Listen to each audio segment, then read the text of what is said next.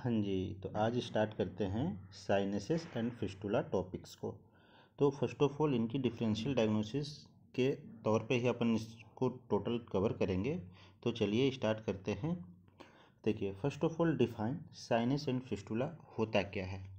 तो पहले टर्म को समझते हैं। तो फर्स्ट ऑफ ऑल जो साइनस होता है वो क्या है, वो ब्लाइंड ट्रैक होते हैं, पहली बात। अब इसके एवज में आपका फिस्टुला क्या होता है, तो एबनॉर्मल कम्युनिकेशन होता है। ब्लाइंड ट्रैक बोलने का मतलब ये जो इमेज दिख रही है, एक सरफेस है और एक ट्रैक बना, ठीक है, जो कि अदर स्ट्रक्चर को टच नहीं कर रहा है, यानी उससे कम्युनिकेट नहीं कर रहा है। और इसके बाद अपन फिस्टुला की बात करें तो फिस्टुला में क्या है, एक संरचना ये रही और एक सरफेस ये रहा, इन दोनों के बीच में एक कम्युनिकेशन बना हुआ है, ठीक है, यानी कनेक्टिंग लिंक हुई की तरह एक चैनल बना हुआ है। तो इसको क्या बोलते हैं, फिस्टुला। अब रहता है कि जो टर्म्स है उस टर्म का मतलब क्या होता है। जैसे साइनसिस का मतलब क्या होता है, होलो या फिर वे, ठीक। और इसकी बाद बात करें कि फिस्टुला का मतलब क्या होता है, तो फिस्टुला इट मीन्स फ्लूट, यानी कि पाइप या ट्यूब लाइक स्ट्रक्चर, जैसे यहाँ पे दिख रहा है। अब रही बात कि इन दोनों में जो बेसिक डिफरेंस है आप समझें कि यदि बस ब्लाइंड ट्रैक बना हुआ है तो वो साइनसिस होता है, और वही साइनस जब क्या होता है कि कम्युनिकेट कर जाता है अदर, या तो ल्यूमन के साथ, या फिर किसी बॉडी बिटवीन बॉडी सरफेस हो जाए, ठीक है, या फिर बिटवीन वेसल्स हो जाए, यानी ये वेसल्स है और सरफेस तक रिलीज हो जाए, ठीक है। तो ऐसा जब कंडीशन होता है तो उसके लिए अपन टर्म यूज करते हैं फिस्टुला। तो उम्मीद है आप टर्म से क्लियर हुआ होगा आपको, ठीक। जैसे देखिए यहाँ पे क्या है कि लिखा है a sinus diagram number A, ठीक है, a fistula diagram number B, both are usual arise from the preceding abscess. ये दोनों कैसे बन सकते हैं, यदि कहीं पे एब्सेस का फॉर्मेशन हो रहा है, उसकी प्रक्रिया चल रही है, तो दोनों को होने की संभावना होती है, ठीक है। अब जो साइनसेस होते हैं जनरली क्या होता है कि जो पाइनोनोडल साइनस होते हैं या फिर पाइनोनोडल एब्सेस जब बनता है तो उसकी वजह से ये क्रिएट हो सकता है। और इसके कंडीशन में क्या होता है कि आपका जो एक प्रकार से इन अच्छे से क्या होता है कि जो ट्रैक होता है वो कनेक्टिंग करता है टू एपिथेलियम लाइन को, तब जाके आपकी क्या बनती है, फिस्टुला बनती है। तो उम्मीद है टर्म समझ में आ गए होंगे, साइनसेस एंड फिस्टुला। अब इसके बाद इनकी फर्दर आगे के देखते हैं कॉज, ठीक। दोनों के कॉजेज हैं एक ही टेबल में, ताकि लिखने में सहूलियत रहे आपको। तो ये हो गए कॉजेज ऑफ साइनसेस, इधर हो गए कॉजेज ऑफ फिस्टुला। तो दोनों की यदि कॉज की बात करें तो दोनों की कॉज में एक तो कंजेनाइटल कॉज देखेंगे, दूसरा एक्वायर्ड। तो कंजेनाइटल की बात करें तो जो होता है प्री ऑरिकुलर साइनसेस। तो यदि कॉज ऑफ साइनस की बात करें, कंजेनाइटल में कौन सी साइनस रहती है, तो प्री ऑरिकुलर साइनसेस की रहती है कंडीशन। और इक्वायर्ड की बात करें तो आपकी एक्टिनोमायोसिस, ट्यूबरक्लोसिस या पाइनोनोडल साइनस, ये सब जो चीज़ें हैं ये क्रिएट करती हैं एक्वायर टाइप ऑफ साइनसेस को, ठीक है। और प्री ऑरिकुलर साइनस जो होती है वो कंजेनाइटल टाइप की साइनसेस है। अब रही बात कि इधर देखते हैं फिस्टुला के तौर पे। तो फिस्टुला के तौर पे यदि कंजेनाइटल की बात करें तो अपनी ब्रेकियल फिस्टुला, जो कि ट्रेकियो और इसोफेजियल फिस्टुला बोल सकते हैं, इनके बिटवीन बन सकती है, ठीक है। या फिर कंजेनाइटल ए भी फिस्टुला हो सकता है, या फिर अम्बलाइकल फिस्टुला, जो कि यदि पेटेंट कर जाती है जब वाइटलो इंटेस्टाइनल डक्ट, तो उससे क्या होता है कि उन दोनों के बीच में बिटवीन कनेक्टिविटी बन जाती है, तो वो क्या होती है, अम्बलाइकल फिस्टुला बन जाता है। तो ये सब जो चीज़ें हैं ये बाई बर्थ हो सकती हैं, ठीक है। ड्यूरिंग डिलीवरी के समय या बेबी में यदि रहती है, एबनॉर्मलिटी मिलती है, तो एक कंजेनाइटल फिस्टुला होते हैं। इसके बाद इक्वायर्ड फिस्टुला। तो इक्वायर्ड फिस्टुला कब बन सकता है, या तो ट्रामा हो जाए, या फिर कुछ इन्फ्लामेटरी चेंजेज हो जाए, फिर मेलिग्नेंसी हो जाए। तो इन कंडीशन में क्या होता है कि आपको फिस्टुला बन सकता है। तो जैसे देखो, ट्रामेटिक में यदि बात करें ड्यूरिंग सर्जरी क्या होता है कि आप इंटेस्टाइनल फिस्टुला बन सकता है, यानी कि इंटेस्टाइन में कट लगा, दो तरफ तक परफोरेशन हुआ, उनकी कनेक्टिविटी बन गई, तो वो क्या हो गया, वो ट्रामेटिक हो गया। जैसे कि आपका इंस्ट्रूमेंटल जब डिलीवरी किया कराया जाता है तो उस समय क्या हो सकता है कि आपको वेजाइनल फिस्टुला हो सकता है, यानी कि यूरिनरी ब्लैडर और वेजाइना की कनेक्टिविटी बन जाए। रेक्टो वेजाइनल फिस्टुला, यानी कि रेक्टम और वेजाइना के बिटवीन कनेक्टिविटी हो जाए। इसको मैं आपको डायग्राम से शो करूँगा लास्ट में, ठीक। या यूट्रो वेजाइनल फिस्टुला हो सकता है, यानी कि ट्रॉमेटिक किसी भी ट्रॉमा की वजह से सर्जरी के द्वारा या फिर इंस्ट्रूमेंटल डिलीवरी करवा रहे हैं उस समय तो बन सकती है। यानी कनेक्टिविटी तो करना जो कि एब नॉर्मल कनेक्टिविटी, जब अपन डेफिनेशन देखे थे तो देखिए यहाँ पे बताया गया है कि इट इज़ एन एब नॉर्मल कम्युनिकेशन। कैसी कनेक्टिविटी कैसी है? जो एब नॉर्मल, यानी कि एक नॉर्मल होता है एब नॉर्मल। इसका मतलब क्या है कि जैसे मान लीजिए कि एक कनेक्टिविटी है, जैसे कि अब ब्लड की बात करते हैं तो आपकी राइट एट्रियम से किधर आता है, तो राइट वेंट्रिकल में आता है, ठीक है। तो इसमें क्या होता है कि एक बीच में जो आपकी कस्पिड है, वॉल्व है, तो वो नेचुरली हैं, ठीक है। तो उसको क्या बोलोगे आप? नॉर्मल कम्युनिकेशन बोलोगे। लेकिन ऐसा हो जाए कि वो कम्युनिकेशन नहीं है या फिर उस कम्युनिकेशन बंद है या फिर उसकी वाइड उतनी नहीं है, तो उसको क्या बोलोगे आप? एब नॉर्मल कम्युनिकेशन बोलोगे। तो वैसे ही यहाँ पे क्या है कि जो फिस्टुला है वो सारी की फिस्टुला या फिर साइनसेस वो क्या होती है, सब एब नॉर्मल होती हैं, ठीक। तो वैसे ही यहाँ पे बताया गया है कि आपकी इंस्ट्रूमेंटल डिलीवरी के समय क्या होता है कि एबनॉर्मल कम्युनिकेशन बन सकते हैं। अब रही इन्फ्लामेटरी की बात करते हैं, ठीक। तो इसमें क्या है, इंटेस्टाइनल एक्टिनोमायोसिस की वजह से हो सकता है, ट्यूबरक्लोसिस की वजह से आपको फिस्टुला क्रिएट हो सकते हैं। मेलिग्नेंसी की यदि बात करें तो मेलिग्नेंसी में भी है, यदि एक स्ट्रक्चर की साइज ग्रो करेगी तो अदर स्ट्रक्चर पर इफेक्ट डालेगी, तो उसकी वजह से हो सकता है। तो देखो यहाँ पे क्या होता है, when a growth of one organ, ठीक है, penetrates into the near by organ, जैसे रेक्टोवेजाइकल फिस्टुला हो सकता है। किस चीज़ में हो सकता है, कौन से कैंसर में? तो कार्सिनोमा ऑफ रेक्टम, यदि रेक्टम में कार्सिनोमा बनेगा तो रेक्टोवेजाइकल फिस्टुला बनने की संभावना, पॉसिबिलिटी है, ठीक है। यदि बात करें वेजाइको यूटराइन फिस्टुला, ऐसा भी हो सकता है, यदि यूट्रस में कैंसर हो जाए तो उसमें वेजाइको यूटराइन फिस्टुला हो सकता है, ठीक। तो ऐसी सब पॉसिबिलिटीज़ हैं। तो कॉजेज ऑफ साइनसेस देखे हमने, तो आपको बस इतना ध्यान रखना है कि दोनों के जब कॉज लिखेंगे तो एक कंजेनाइटल का टाइप बनाएंगे और एक एक्वायर्ड का टाइप बनाएंगे। तो अब अपने से कंजेनाइटल में जैसे साइनसेस की बात करते हैं कि ये प्री ऑरिकुलर अपने लिख रखा है, और इधर आप अपन वो चीज़ सोचेंगे जो कि एबनॉर्मलिटी बच्चों में मिल सकती है, ठीक है। अम्बलाइकल फिस्टुला हो गया, ठीक है, कंजेनाइटल एवी फिस्टुला हो गया, ठीक, ब्रैकियल फिस्टुला हो गया। तो इन सब चीज़ों को इमेजिन करके सोच के लिखेंगे, ठीक है। अब यदि इक्वायर्ड की बात करें तो आपको पता है इक्वायर्ड में ट्रामेटिक हो सकता है, इन्फ्लेमेटरी, मैलिग्नेंसी की बातें करके अब मेंशन करेंगे। ये हो गई अपनी कॉजेज। अब अपन देखते हैं कि ऐसी क्या कारण है जिसकी वजह से परसिस्ट करेगा, ठीक है, यानी लंबे समय तक बना रह सकता है कोई भी साइनस या फिस्टुला बना है, तो ऐसी कुछ फैक्टर्स होंगे जिसकी वजह से वो लंबे समय तक परसिस्ट करे, ठीक है। Causes of persistence of the sinus and fistula. तो अब ऐसा कैसे हो सकता है, जब फॉरेन बॉडी हो या फिर नेक्रोटिक टिश्यू नीचे हो, ठीक है। यदि जहाँ भी साइनस या फिस्टुला बना उसके नीचे या तो डेड टिश्यू पड़े हो या फिर वहाँ पे फॉरेन बॉडी पड़ी हो, तो इसकी वजह से क्या होगा कि जो साइनस और फिस्टुला उसकी हीलिंग प्रोसेस स्लो हो जाएगी, तो इसकी वजह से वो परसिस्टेंस लंबे समय तक करेगा। यदि सूचरिंग हुआ है, अच्छे से नहीं हुआ, तो उसमें हो सकती है। या फिर दूसरी कंडीशन है इनसफिशियंट या नॉन डिपेंडेंट ड्रेनेज है, यानी ऐसी कंडीशन बनी है, मान लीजिए साइनस या फिस्टुला वैसी जगह है जहाँ पे अंडर ग्रेविटी चीज़ें नहीं वो ड्रेनेज हो पा रहा हो, ठीक है। तो ग्रेविटी नहीं लगेगी तो चीज़ें खुद से ड्रेनेज नहीं होगा, तो वहाँ पे स्टोर हो जाएगा, ठीक है। तो इनसफिशियंट ड्रेनेज जहाँ पे है तो उसकी वजह से हो सकता है वो चीज़ें साइनस या फिस्टुला जल्दी हील नहीं होंगी, तो परसिस्ट करेंगी लंबे समय तक।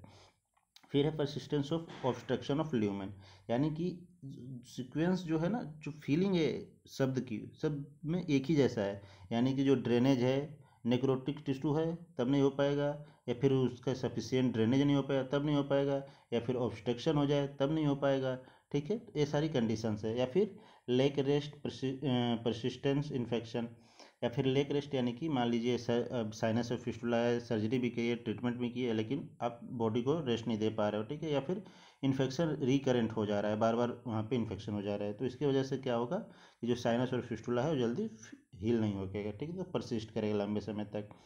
Wall become lined with the epithelium and endothelium, जैसे क्या होता है कि मान लीजिए कोई साइनस है, साइनस के अंतर्गत क्या होता है कि ल्यूमन बनेगा, ठीक, एक ल्यूमन बना, या फिर ल्यूमन, या फिर क्या बोलते हैं होलो स्ट्रक्चर बनी। अब उसकी जो अंदर की जो लाइनिंग है वहाँ पे ग्रेनुलेशन होकेगा, ग्रेनुलेशन यदि होकेगा तो यानी हीलिंग की प्रोसेस स्टार्ट होने के लिए क्या है कि उसको अच्छे से ग्रेनुलेशन टिश्यू बनने चाहिए। अब इसमें क्या होता है कि जब उसके वॉल पे एंडोथेलियम और एपिथेलियम की लाइनिंग हो जाती है तो ये चीज़ें स्लो हो जाती हैं, यानी परसिस्टेंस करेगा लंबे समय तक के लिए साइनस और फिस्टुला। फिर dense fibrosis prevent the contraction of and healing, ठीक है। यदि डेंस फाइब्रोसिस हो गया वहाँ पे तो वो भी क्या करेगा, हीलिंग में डिले करवाएगा, इनकी परसिस्टेंस हो जाएगी साइनसेस एंड फिस्टुला की। फिर स्पेसिफिक इन्फेक्शन है, जैसे ट्यूबरक्लोसिस है, एक्टिनोमाइसिस। ट्यूबरक्लोसिस में क्या होता है, इम्यूनिटी घट जाती है, ठीक है, तो बॉडी की हीलिंग जो प्रक्रिया है वो स्लो हो जाता है। फिर प्रेजेंस ऑफ मैलिग्नेंट टिश्यू, यदि कहीं पे मैलिग्नेंट डिजीज है, ठीक है, तो वहाँ की उस वाले कंडीशन में चीज़ें जल्दी हील नहीं होगा, यानी कि जो causes of persistence of sinus and fistula है। ये सारे सब कंडीशंस हैं जिसके अंतर्गत आपकी जो साइनस या फिस्टुला है वो लंबे समय तक बने रह सकता है। तो इन सब चीज़ों को हमें अवॉइड करना रहेगा। तो हमारी चीज़ें एक प्रकार से ट्रीटमेंट में अपने क्या बोलते हैं कि प्रिवेंशन के तौर पे अपन इन सब चीज़ों को रखेंगे, ठीक है। अब देखते हैं clinical feature of sinus and fistula. यदि किसी व्यक्ति को साइनस एंड फिस्टुला है तो क्लिनिकली हम क्या ऑब्जर्व करेंगे। तो पहली ऑब्जर्व करने की जो बात होती है वो होती है discharge from opening of sinus, यानी जहाँ पे ओपनिंग है, जैसे ये देखो आपकी आ जाएगी, ये प्री ऑरिकुलर वाला है, ठीक है, तो यहाँ पे क्या है, डिस्चार्ज हो रही है, इमेज में आपको दिख रहा होगा, ठीक। नो फ्लोर, यदि इसकी जो हीलिंग की जो प्रक्रिया है उसमें कोई भी फ्लोर बनता नहीं दिखेगा, उसकी क्या होगी, राइज इंड्यूरेटेड एज, इसकी जो बॉन्ड जो क्या बोलते हैं एज होगा, किनारा जो होगा वो इंड्यूरेटेड रहेगा, इंड्यूरेटेड बेस होगा और नॉन मोबाइल होंगे, यानी कि ये जो टेंडेंसी है यहाँ पे साइड जो रहेगा उसकी जो बात करें, एज की बात करें, बेस की बात करें, फ्लोर की बात करें, ये सब चीज़ें, फ्लोर तो नो फ्लोर रहेगा, ठीक है, और राइज इंड्यूरेटेड एज होखेंगे उसके, और इंड्यूरेटेड बेस रहेगा और नॉन मोबाइल रहेगा उसकी क्लिनिकल फीचर्स में यदि हम ऑब्जर्व करेंगे तो। फिर इसके बाद और क्या मिलेगा आपको, तो sprouting granulation tissue over the sinus opening, जहाँ पे साइनस की ओपनिंग है ना वहाँ पे क्या मिलेगा आपको, स्प्राउटिंग ग्रेनुलेशन मिलेगा, ठीक है, जहाँ पे जो कि टिश्यू एकदम उसके जो ओपनिंग वाली साइट है ना वहाँ पे एकदम स्प्राउटिंग ग्रेनुलेशन टिश्यू मिलेंगे। अब क्या होती है, यदि बोन की बात कर लेते हैं, बोन की कंडीशन में जो थिकनिंग होती है इन ओस्टियोमाइलाइटिस की कंडीशन में बोन थिकनिंग बनने लगती है, यानी कि मोटापन आ जाता है बोन में, जहाँ पे यदि ऐसी कंडीशन बनेगी साइनस और फिस्टुला की तो वहाँ पे, और इसमें होता क्या है कि thickening of bone underneath the palpation if sinus is adherent to the bone, या फिर क्या बोला है कि इफ देयर इज ओस्टियोमाइलाइटिस, यदि ऐसी कंडीशन होती है तो वहाँ पे क्या होता है कि आपको जो बोन के यदि करीब में चिपकी हुई यदि साइनसेस बन जाती है तो उसमें क्या होता है कि बोन की थिकनिंग बढ़ जाती है, ठीक, बोन के नीचे डिपोजिशन होने लगता है, उसकी वजह से उसकी थिकनिंग बढ़ जाती है। फिर अब और क्या कैरेक्टरिस्टिक मिल सकता है जो क्लिनिकली हम डायग्नोस करेंगे, तो सराउंडिंग स्किन में भी इरेथेमेटस, जैसे देखो यहाँ पे क्या दिख रहा है, एकदम साइड साइड में रेडनेस दिख रही है ना ओपनिंग के बगल में, तो सराउंडिंग स्किन जो होती है इरेथेमेटस दिखेंगी इन इन्फ्लामेटरी वाली कंडीशन में। ब्लूइश कब रहेगी, जब ट्यूबरक्लोसिस का रहेगा। यदि फीकल फिस्टुला है तो उसमें क्या होगा, एक्सोरेटेड दिखेगा। और पिगमेंटेड कब दिखेगा, जब क्रोनिक साइनस या फिस्टुला हो जाए, यदि लंबे समय तक साइनस एंड फिस्टुला बना हुआ है तो वहाँ की जो साइट होगी वो पिगमेंटेड हो जाएगी, ठीक। तो ये थोड़ी सी डिफरेंशियल टाइप की हो गई कि यदि इन्फ्लामेटरी इरेथेमेटस वाली कंडीशन है, ब्लूइश ट्यूबरक्लोसिस वाली कंडीशन में मिलेगी, ठीक है, जो ओपनिंग है वहाँ से आप कैसे इनको क्लासीफाई करोगे।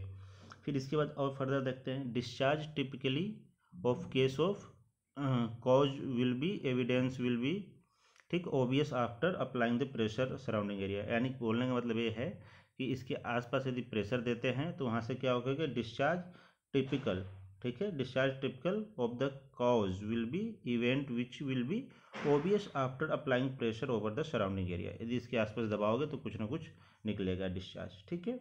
इंड्यूरेटेड is a feature of all chronic fistula except the tuberculosis, यानी ये जो इसकी किनारे मिल रहे थे, बेस मिल रहा था, और इसकी जो इंड्यूरेशन, ठीक है, इसका जो फीचर है, ठीक है, ऑल क्रोनिक फिस्टुला में एक्सेप्ट ट्यूबरक्लोसिस में मिलेगा, ठीक है, टाइम थोड़ा सा ज़्यादा लगता है इनमें। ट्यूबरक्लोसिस वाले में क्या होता है कि हीलिंग की प्रोसेस और ज़्यादा स्लो हो जाती है, ठीक। अब एक और है, enlargement of regional lymph node will be evident, ये क्या होता है कि जिस साइड में आपका साइनस या फिस्टुला मतलब ऑरिकुलर रीजन में बना तो आपकी जो नेक वाली रीजन में जो लिम्फ नोड है उसकी स्वेलिंग हो जाएगी। यदि ग्रोइन एरिया के आसपास की बात करें तो उस थाई की रीजन में जितने भी लिम्फ नोड है उसकी स्वेलिंग हो जाएगी। तो ये चीज़ें रही, यानी कि जिधर है उसका रीजनल जो लिम्फ नोड है उसमें स्वेलिंग मिलेगी, और जो साइनस में भी सिंगल या फिर मल्टीपल मिलते हैं। ये कैरेक्टरिस्टिक फीचर्स हैं। अब रही बात, देखो क्लिनिकली जो फीचर्स है साइनस एंड फिस्टुला की हमने देख लिया कि डिस्चार्ज की बात कर ली, यदि उसकी जो इंड्यूरेटेड एज है, बेस है, फ्लोर कैसा है, इससे पहचानेंगे। यदि बोन वाली कंडीशन है, ऑस्टियोमाइलिटिस की कंडीशन है, तो बोन थिकनिंग मिलेगी, ठीक है। डिस्चार्ज क्या होता है, टिपिकली होता है यदि सराउंडर प्रेस करोगे तो कुछ ना कुछ चीज़ें रिलीज होगी, और enlargement of regional lymph node, ये सब चीज़ें क्लिनिकली फीचर होते हैं साइनस एंड फिस्टुला के।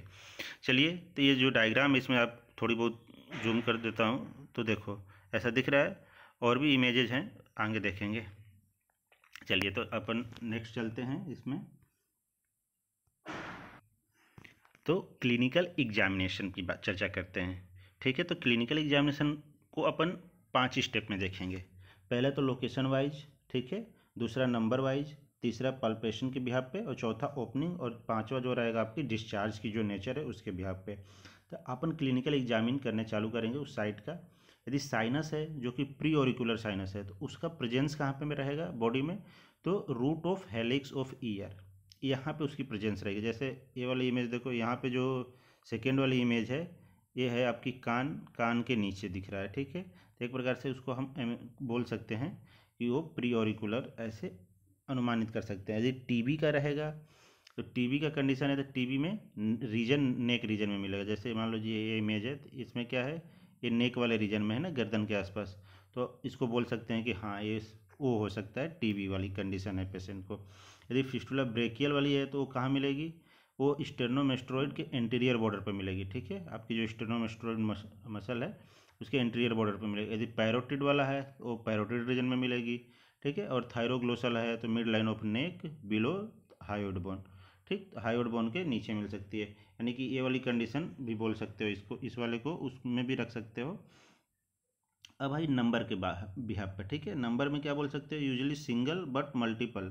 यदि HIV पेशेंट है या एक्टिनोमायोसिस के इन्फेक्टेड पर्सन है, तो उसमें क्या हो सकता है, नंबर मैनी मिल सकते हैं, नहीं तो जनरली क्या होता है, सिंगल ही मिलती हैं अपनी। यदि पल्पेशन की बात करें तो जिस साइड पे है उस साइड को टच करोगे तो आपको टेम्परेचर मिलेगा, टेंडरनेस मिलेगा, पल्पेट द लिम्फ नोड, क्योंकि आपको पता है रीजनल लिम्फ नोड स्वेल्ड हो जाते हैं। तो ये चीज़ें पल्पेट करके अपन फील करेंगे। फिर आती है ओपनिंग की बात करते हैं, जहाँ पे मतलब जो उसकी इमर्जिंग पॉइंट है, जहाँ से बाहर निकल रहा है, तो उस पर क्या होगा, स्प्राउटिंग विथ ग्रेनुलेशन, यानी कि ग्रोथ मिलेगी ग्रेनुलेशन टिश्यू की, यदि फॉरेन बॉडी है तो। नहीं तो फ्लशिंग यानी रेडनेस मिलेगा कब, स्किन के उसके आसपास, जब टीबी वाला केस होगा तब, ठीक। तो देखो जैसे मान लीजिए ये इमेज है, जैसे यहाँ पे क्या बताया, रेडनेस विथ स्किन, किस केस में, टीबी के केस में। और यहाँ पे आपने क्या सीखा लोकेशन वाइज, कि जब टीबी का रहता है तो उसका साइट क्या होता है, लोकेशन नेक रीजन में। अब ये वाला इमेज देखो, ये वाली इमेज क्या है, एक पर्सन का नेक है, नेक में क्या दिख रहा है आपको, ये पर साइनसस दिख रहा है। अब ये जो साइनसस से डिस्चार्ज भी है, और इसके सराउंडिंग बाउंड्री क्या है, रेडिश दिख रहा है। यानी कि आप इसको एक प्रकार से बोल सकते हो कि ये पर्सन इन्फेक्टेड होगा, टीबी से भी इन्फेक्टेड हो सकता है। और यदि आपको इस कैरेक्टरिस्टिक मिल रहा है क्लिनिकल एग्जामिनेशन के समय, तो आप उसको क्लासीफाई कर सकते हो। अब सबसे लास्ट जो क्लिनिकल एग्जामिनेशन में था डिस्चार्ज के बिहाफ पे, तो देखो क्या होता है, यदि चीजी टाइप का निकले, वाइट थीन किसी चीजी के तौर पर निकले, तो वो टीबी साइनसस में मिलते हैं, ठीक। यदि फीकल मैटर आ रहा है तो वो फीकल फिस्टुला हो गया। यदि येलो सल्फर ग्रेन्यूल्स आ रहे हैं तो एक्टिनोमायोसिस का यदि इन्फेक्टेड है, तो उसमें क्या होगा, यदि जो डिस्चार्ज निकलेगी, ठीक है, वो कैसे निकलेगी, तो वो येलोइस सल्फर के ग्रेन्यूल्स की तरफ निकलेगी। यदि ग्रीनिश ब्लू पस आ रहा है तो वो सूडोमोनासिस इन्फेक्टेड है, ठीक है। या फिर बोनी ग्रेन्यूल्स है तो ओस्टियोमाइलिटिस है। यदि येलो प्रोलुएंट है तो स्ट्रेप्टोफाइलोकोकस का इन्फेक्शन है, ऐसा समझ सकते हैं। फिर थीन म्यूकस लाइक है तो ब्रेकियल फिस्टुला में मिलता है, ठीक है। सलाइवा है तो पैरोटिड वाला में मिलेगा, ठीक है। और दी ऑर्डरलेस है यदि डिस्चार्ज, तो वो इकोलाई पस, ठीक है। तो ये क्या हो गए, ये आपको स्पेसिफिक पैथोजेनिक स्टडी के पर्पज से भी समझ सकते हो, कि यदि मान लीजिए चीजी निकल रहा है तो वो टीबी वाला साइनस है, ठीक। फीकल मैटर है तो फीकल फिस्टुला हो गई। यदि आपको येलो सल्फर ग्रेनुल्स निकल रहे तो एक्टिनोमायोसिस वाला। यदि ऑर्डरलेस है तो इकोलाई यूजुअली, जिसमें कोई भी गंध नहीं आता पस के द्वारा। तो एक क्लिनिकल एग्जामिनेशन अपन ने देख लिए 5 तरीके से। अब इसके ट्रीटमेंट की बात करते हैं। तो ट्रीटमेंट में क्या है, ट्रीट द कॉज, जो मेन कॉज है उसको ट्रीट करो। या एक्साइजन कर सकते हो, जैसे यहाँ पे दिख रहा है तो इसको एक्साइज कर दो, ठीक है। तो साइनस या फिस्टुला हो तो always specimen should be send the histology. यदि यहाँ पे आपने एक्साइज किया तो इसको क्या करना है, आपको हिस्टोलॉजी के लिए भेजना है, ताकि उससे पैथोजेनिक और अदर चीज़ें पता चलती हैं। और आपको क्या करना है ट्रीटमेंट के अंतर्गत, एंटीबायोटिक, एंटी ट्यूबरकुलर ड्रग और एडिक्वेट ड्रेनेज। क्योंकि ड्रेनेज क्या है कि एब्सेस क्रिएट करेगा, एब्सेस की वजह से अभी यदि साइनसेस के फॉर्म में है तो साइनस आगे चल के फिस्टुला बना सकता है। तो इसलिए एडिक्वेट ड्रेनेज बहुत ज़्यादा ज़रूरी है, ठीक है। अब रही बात, देखो ये जो इमेज है ये तो आपकी रेक्टम हो गई, ये वेजाइना हो गया। अब इसमें क्या है कि इनके बीच में कम्युनिकेशन हो गया, ठीक है। जो फिंगरिंग दिख रही है आपने रेक्टम में किया, ठीक है, पर रेक्टम इसको पल्पेट करते हुए अपन वेजाइनल की ओपनिंग हो गई। तो ये जो रियल इमेज है, ठीक है, यानी रेक्टम में इंसर्ट किया गया और इसकी ओपनिंग कहाँ मिल रही है, तो वेजाइना में मिल रही है। तो ऐसी भी कंडीशन हो सकती है। तो कितनी सीवियर चीज़ें हैं, कितनी, और इससे क्या होगा, डिफिकेशन होगा। डिफिकेशन इधर से भी निकल सकता है, इधर से भी निकल सकता है। तो ऐसे सब कंडीशंस होते हैं फिशर के अंतर्गत, ठीक है, तो सॉरी फिस्टुला के अंतर्गत। तो ये रहा। तो चलते हैं, आज के लिए इतना ही, मिलते हैं नेक्स्ट वीडियो में। तब तक के लिए धन्यवाद। और कोई भी डाउट हो तो आप कमेंट बॉक्स में ज़रूर शेयर करें। चलिए, ओके।